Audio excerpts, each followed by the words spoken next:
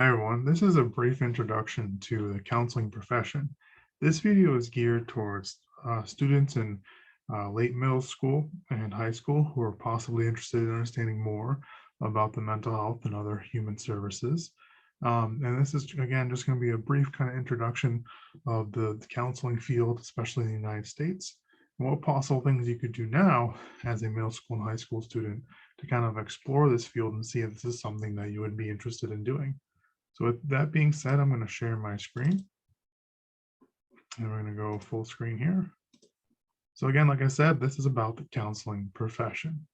So what is counseling? Well, as you may have heard too, like the word counseling or counselor can be used in many different settings.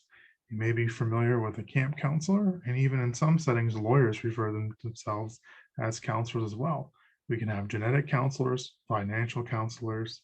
And so what we're referring to counseling in this standpoint is what we're calling professional counselors. Professional counselors is defined by the American Counseling Association as individuals or professionals who engage in a professional relationship, also known as a therapeutic relationship, that empowers diverse individuals, families, and groups to accomplish mental health, wellness, education, and career goals.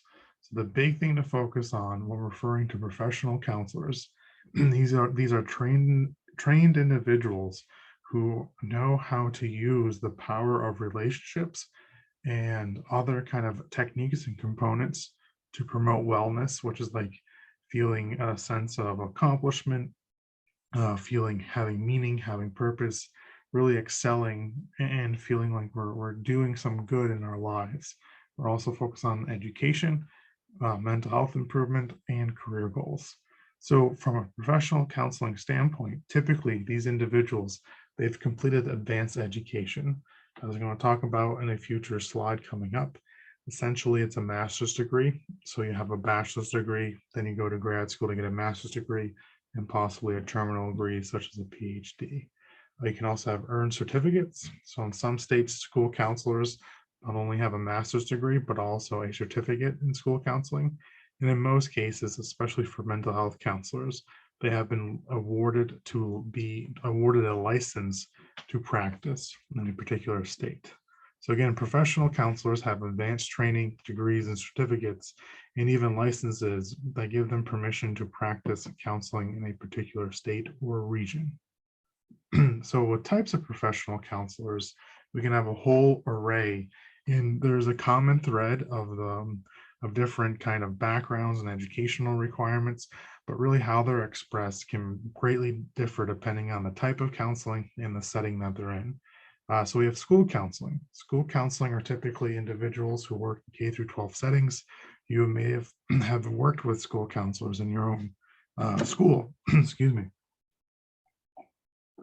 And a lot of times they're focused on not only helping students grow professionally and academically, but also personally. Mental health counseling, that's typically helping with mental health concerns or mental health diagnosis and using psychotherapy and counseling techniques to help accomplish the client's goals. Rehab counseling has a lot of similarities to PT and OT.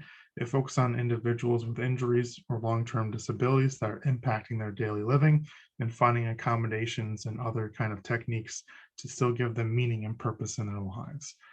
Career counseling, again, views the career as a developmental process and uses many of the helping relationships to help someone accomplish their goals in a career and professional setting.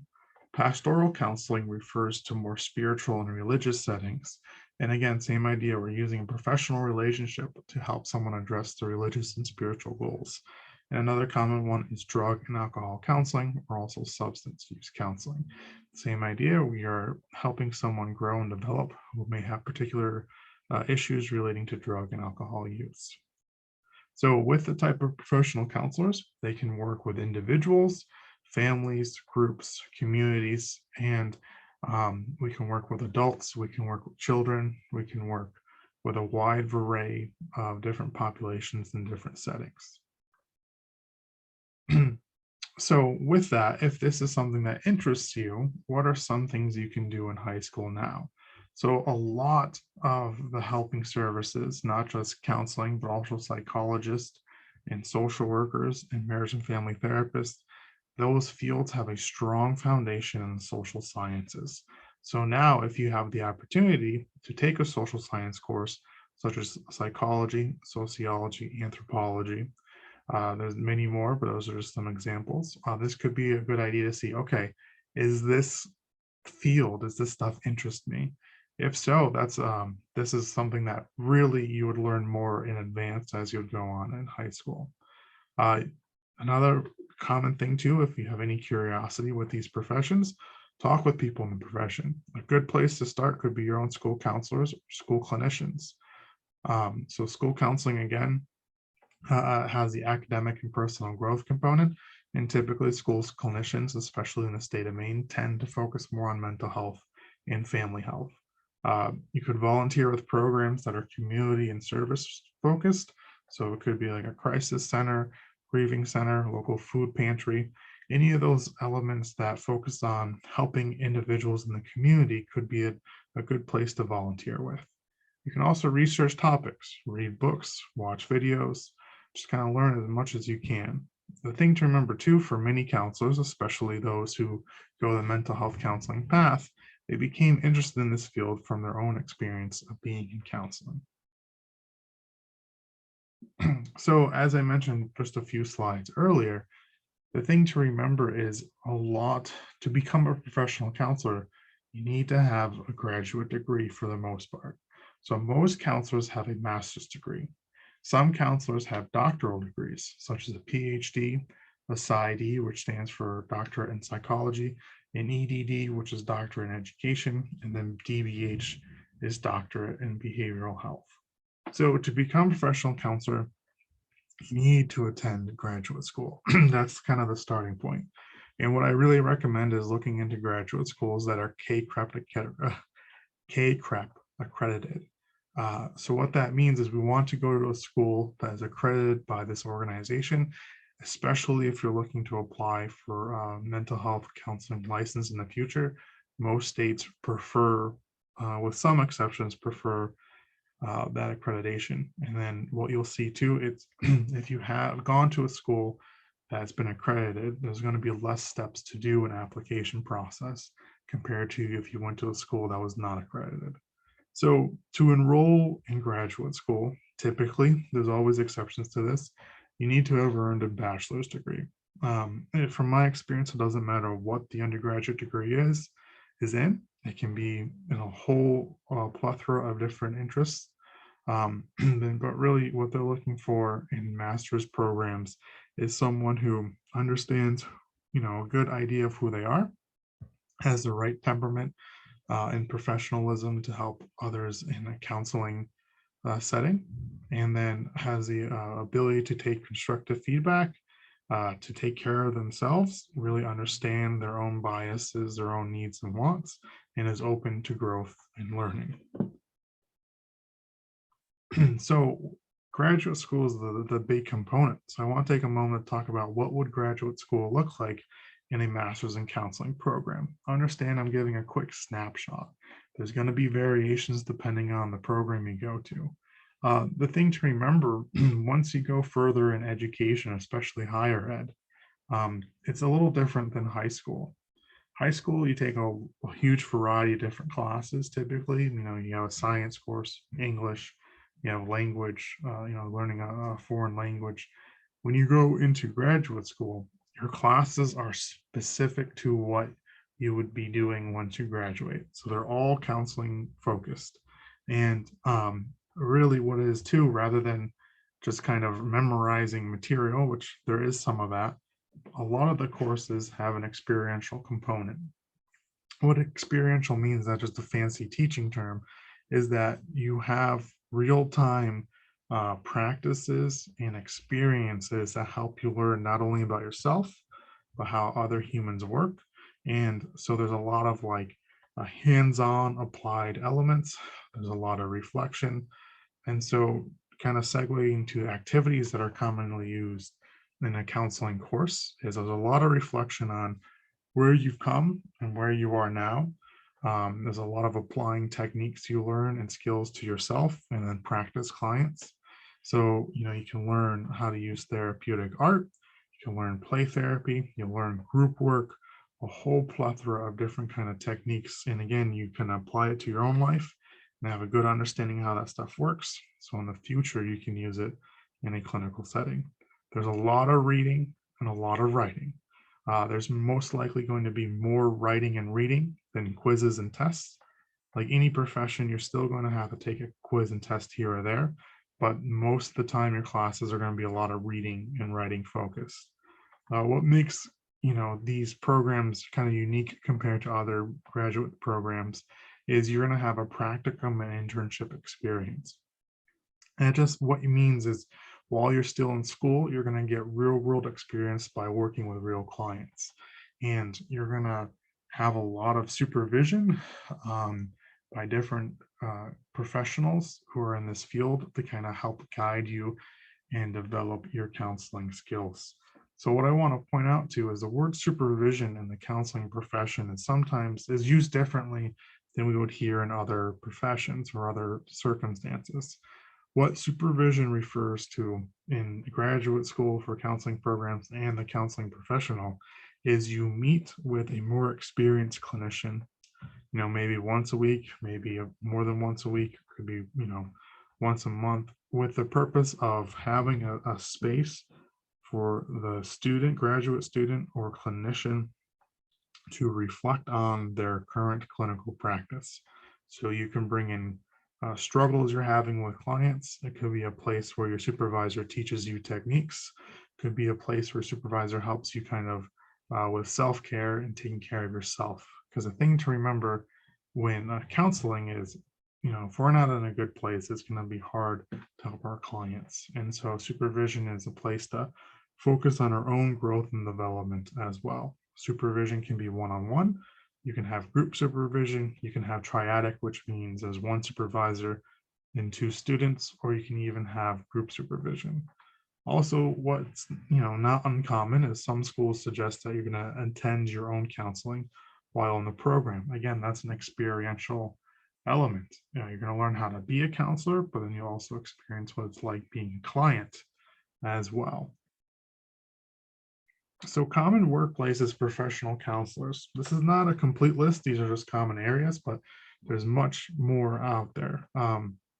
For the mental health counselor, it's common to be in private practice. What private practice means is essentially the counselor has their own business where they provide mental health services to individuals, couples, or groups, or even families. With the private practice, you can be a solo practitioner, which means it's just you.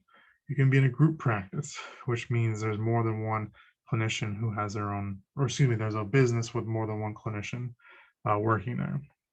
K through 12 school systems. So we'll see school counselors working in elementary, middle, and high school, as well as school clinicians. Those school clinicians typically have a clinical degree where they can diagnose and treat mental health issues.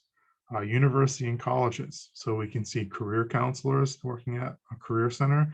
We can also see mental health counselors working in college counseling centers where they provide mental health services to the students there. Community agencies, again, are providing mental health and counseling services for a larger community. We can have treatment facilities where we'll see not only rehabilitation, but also alcohol and drug counselors. We can have hospitals and health agencies, a lot of your rehab counselors, because again, they have a lot of similarities to OT and PT will be in those areas as well. Religious institutions, which I spelled institution wrong on the slide, is places where we'll see pastoral counseling, and then crisis counseling centers and community liaisons. So in crisis counseling is when we have someone who's really going through a hard time and they need support. And so crisis centers could be someone calls into some sort of hotline. Maybe they walk into the crisis center for assistance, or in some cases too, the crisis counselor meets the person in the community somewhere, at home, maybe at a public space, whatever it may be. So the counseling profession, like every profession, has greatly been impacted by the pandemic. And before the pandemic, a lot of counseling was done face to face. With the last 2 years, what's really grown is what we call telehealth or telecounseling or teletherapy, and that's counseling online. A lot of graduate programs are adapting to this, and you'll probably see in the future classes and training specifically to telehealth. For a long time too, counseling has been kind of on the forefront of increasing multicultural diversity, equity, inclusion competencies, initiations, and approaches. So counselors want to be able to work with a diverse range of people, and also the profession wants to recruit and be open to people from every background available. Uh, that is a certain issue. When you look at the counseling profession, typically it's people from middle to upper classes um, tend to have a more ethnic white background, but everyone should be able to be a professional counselor if they so choose. So that's the big initiative to have that. We want as many different voices available to be supportive to help other people in their own journeys as well. Excuse me. Ecotherapy is counseling outdoors. Again, with the pandemic, this has greatly improved, and we're seeing certain areas where ecotherapy is becoming more prominent, and there's a growing element of including ecotherapy in counselor education training. Another common one that's growing is psychedelic psychotherapy, and this has really become popular in the last few years. And what the role of counselors would be is psychiatrists most likely would be prescribing the psychedelic for the client, but the counselor would be utilizing counseling therapy sessions. One protocol right now through MAPS is the Multidisciplinary Association for Psychedelic Studies, as a protocol essentially where the counselor would meet with someone 6 sessions before they're given the psychedelic and then 6 sessions after. In addition to that, counselors could be involved in the process of when someone is given a psychedelic drug. It can be 6 to 8 hours of the experience. And so you can have 2 professionals who are available to give support while someone is on that psychedelic journey. And counselors can possibly be part of that as well. So it's definitely a growing trend. There's a lot of people who are interested in this. And again, it's becoming more of the forefront discussed in the counseling literature. So those are some growing professional trends. There is much, much more. So thank you with this. Again, some steps you could take. Talk to your school counselors, find some other professional counselors in your community, talk to them, hear about their journey, because that's really important. Everyone has a different journey. And really the thing is too, there's a lot of different ways of being as a counselor. So learn as much as you can. And if it still interests you, this could be a possible path for you. So thank you. I'm going to stop sharing my screen and I'm going to end the video here. Thank you. Have a good day.